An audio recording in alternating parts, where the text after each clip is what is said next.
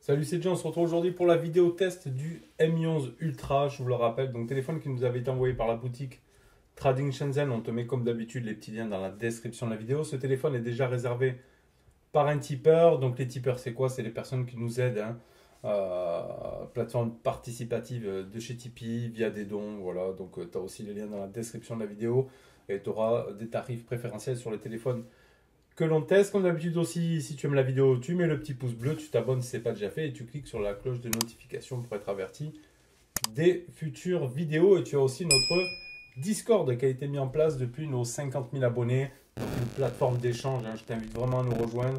Il y a du partage vraiment de tout.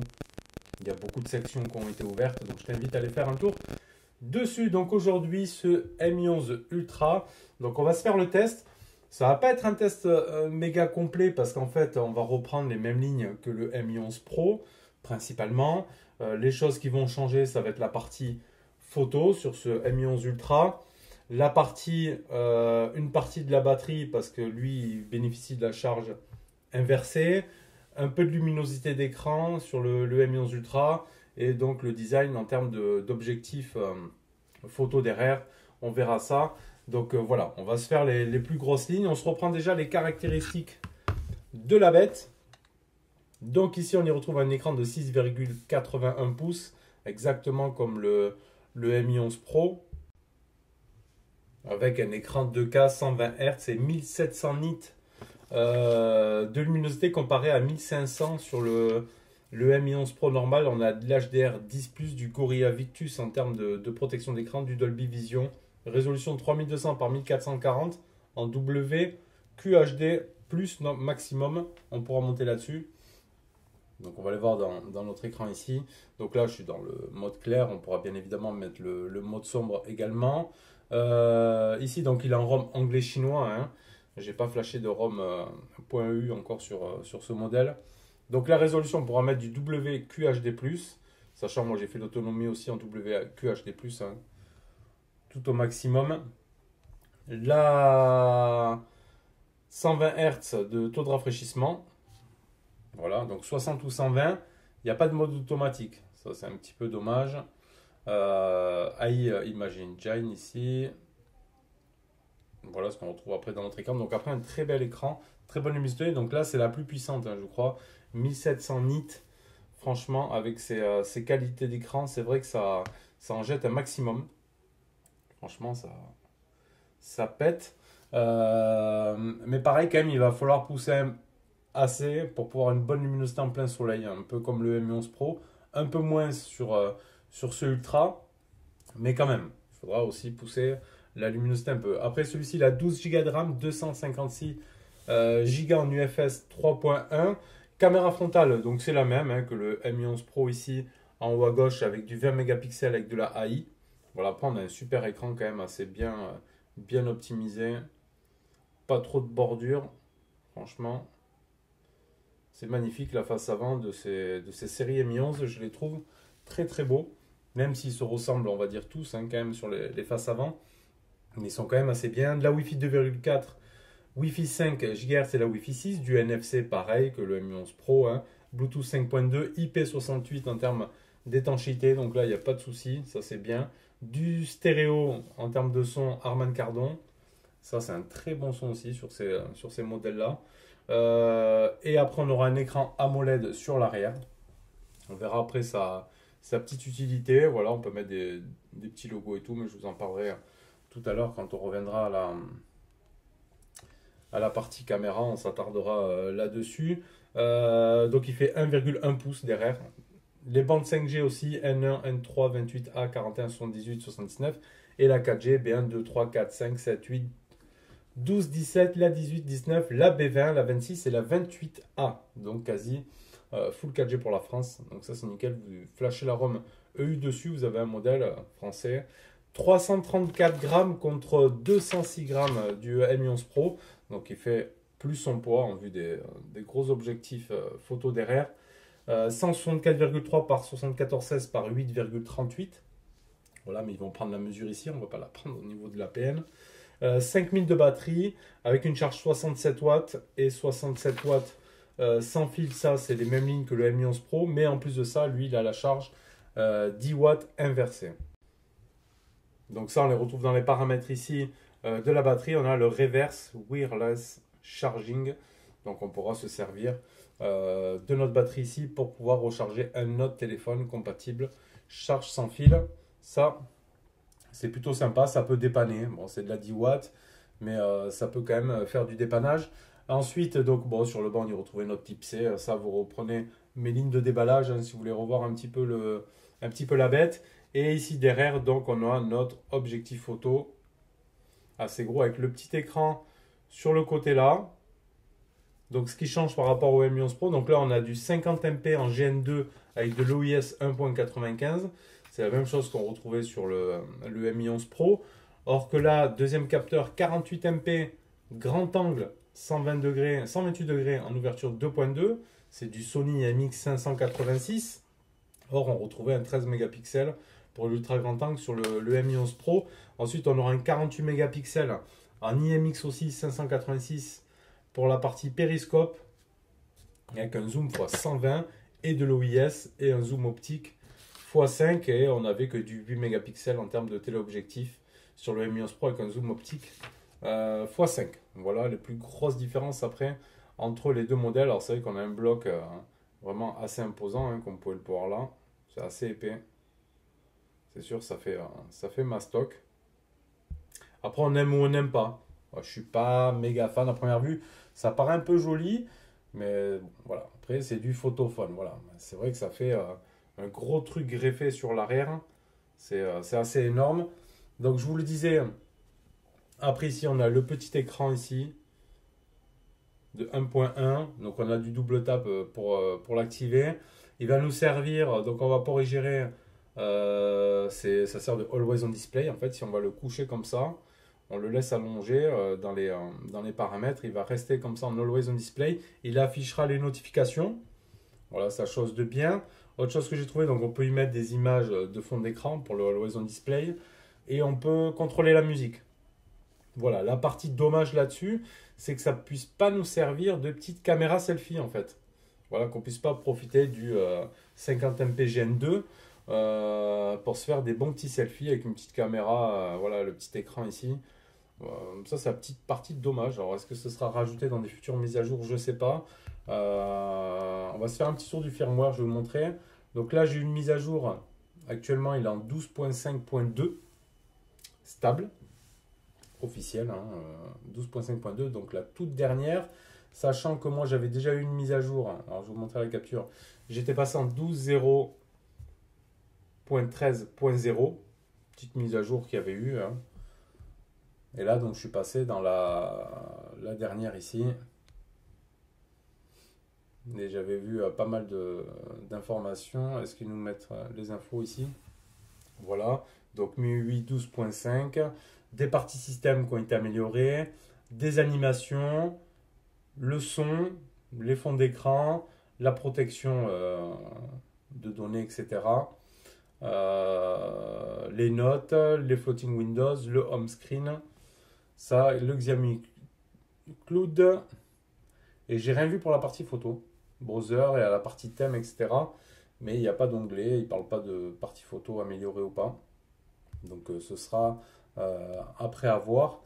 Donc le firmware reprend lui-même, après ça reste identique, on y retrouvera dessus donc le NFC, les fonds d'écran, le Always on Display qui va vous afficher toutes les notifs. Ça c'est franchement bien. Donc on a un Always on Display ici avec un capteur d'empreinte sous l'écran. Hop là, je le prends bien. Ah voilà, des fois c'est un petit peu quand même capricieux, vous voyez. Hop. On va pas se mentir, ça marche pas des fois toujours à du 100%. Des fois c'est un petit peu capricieux, des fois c'est méga rapide. Donc on a pas mal d'animations ici de hop, vous voyez. On switch directement du home screen vers le Always on Display dans une très belle animation quand même. On ne sent pas de transition. Donc là je suis sur le Always on Display, je fais un double tap, hop, la roco faciale.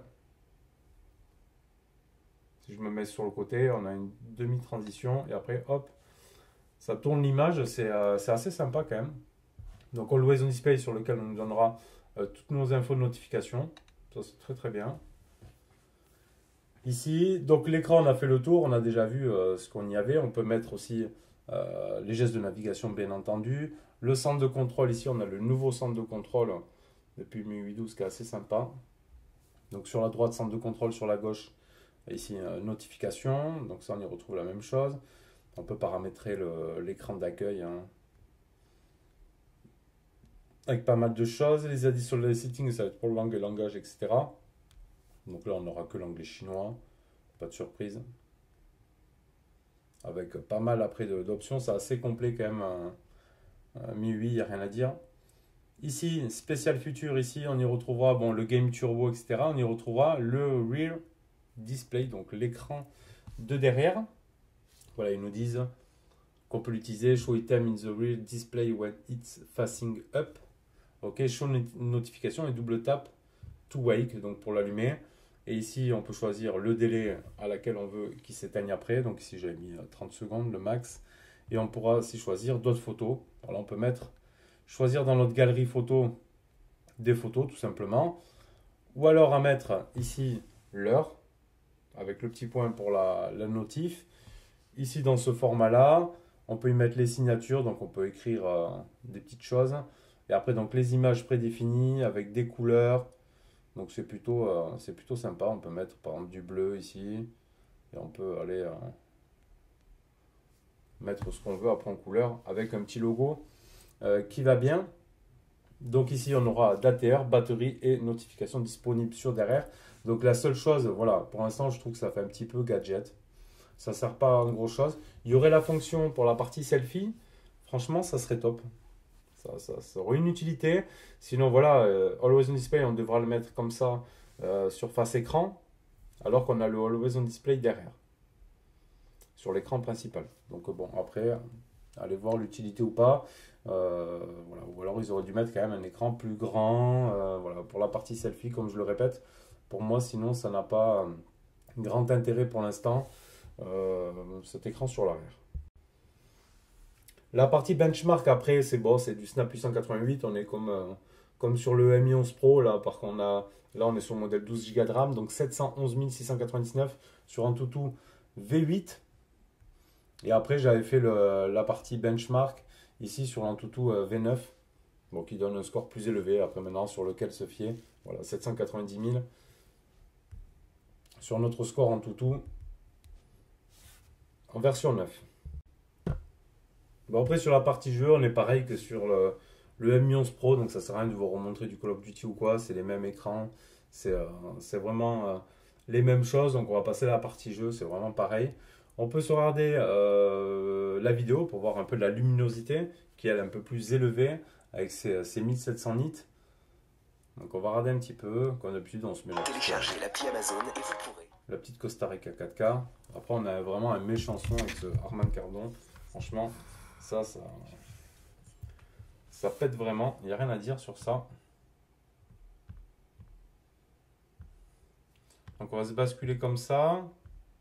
La résolution max. Ah ouais, ça a changé ça maintenant. Higger. Donc là il nous a passé sur quoi là? Qualité 480-700 non. Alors attends. Hop. Ah, il est monté sur le max à 2160 par 60 en HDR. On peut, bien sûr, comme d'hab, se monter ça. Après, on a vraiment un super son, une super luminosité d'écran, mais qu'il faudra, comme je vous le redis aussi, quand même pousser vraiment en pleine journée de gros soleil. Vous serez rarement, vous verrez, sur la moitié du curseur, il faudra pousser au plus de 3/4 quand même. Mais après, voilà, les images en intérieur et tout, c'est juste magnifique, franchement. Et on a un super son sur cette série Mi 11 avec Harman Kardon. Ça fait vraiment un très bon son. Alors dommage que voilà, derrière, là l'écran, même sur YouTube, il fonctionne pas comme ça l'arrière. Mais il n'y a rien qui s'affiche, hein. Pas d'infos, rien.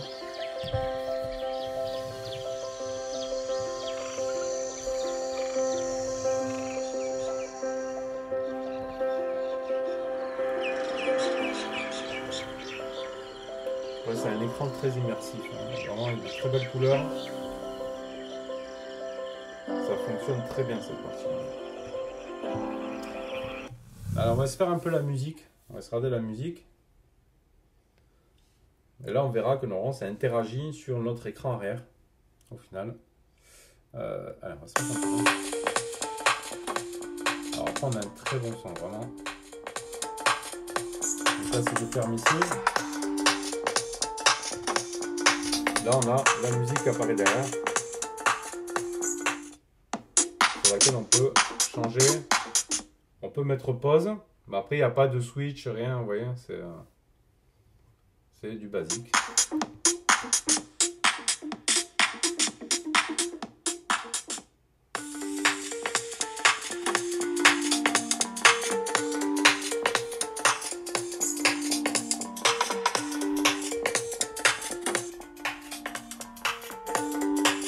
On a vraiment un très bon son.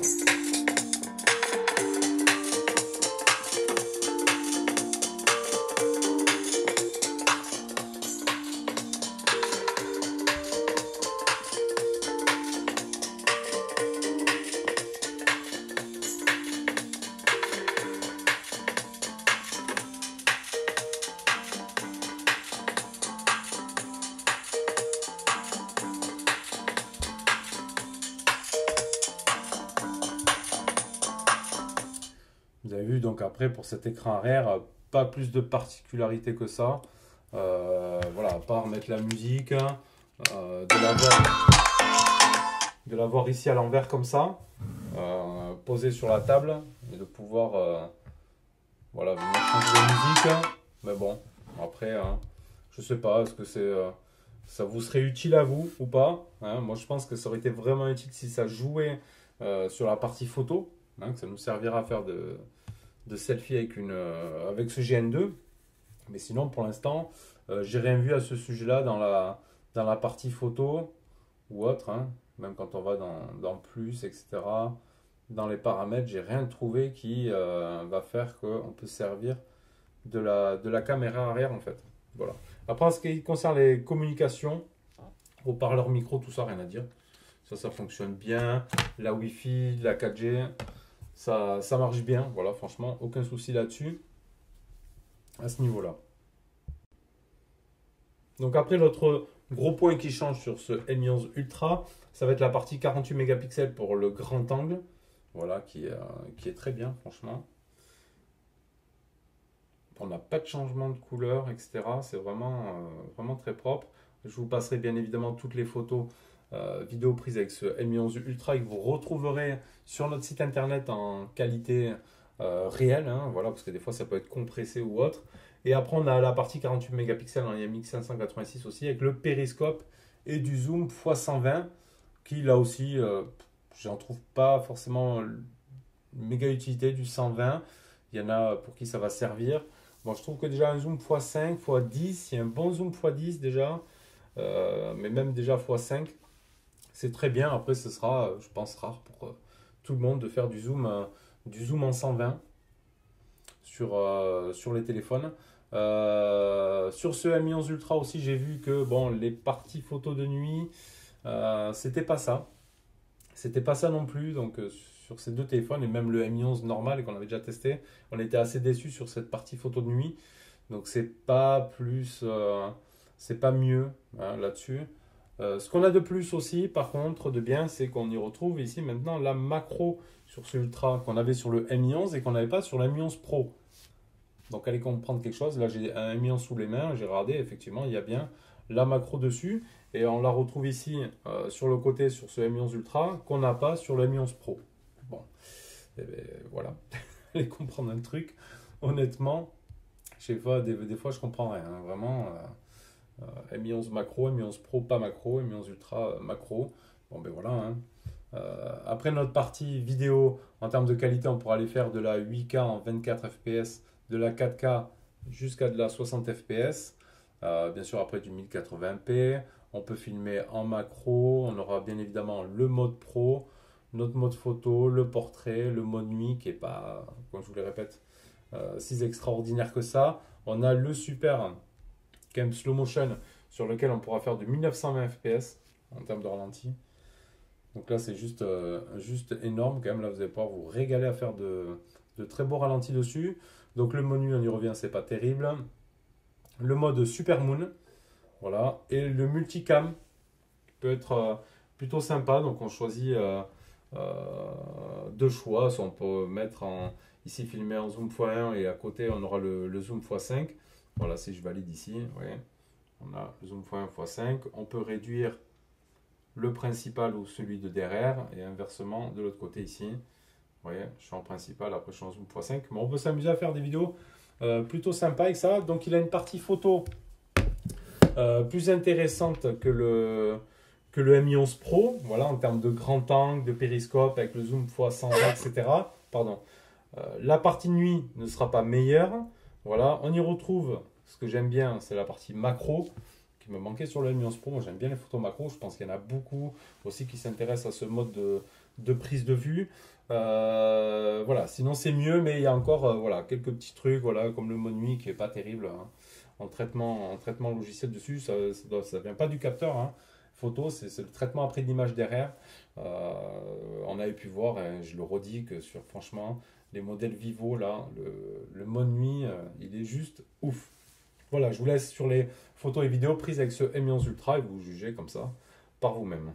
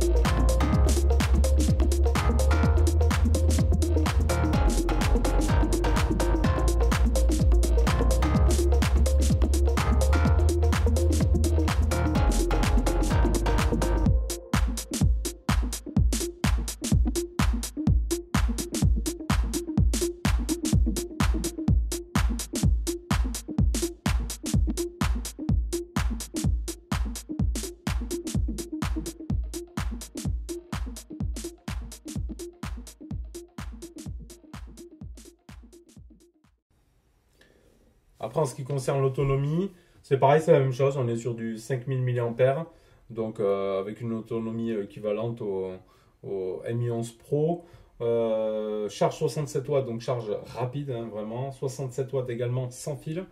Ça, c'est plutôt intéressant pour ceux qui aiment la charge sans fil. Et la petite 10 watts inversée, voilà, le petit plus du mode ultra.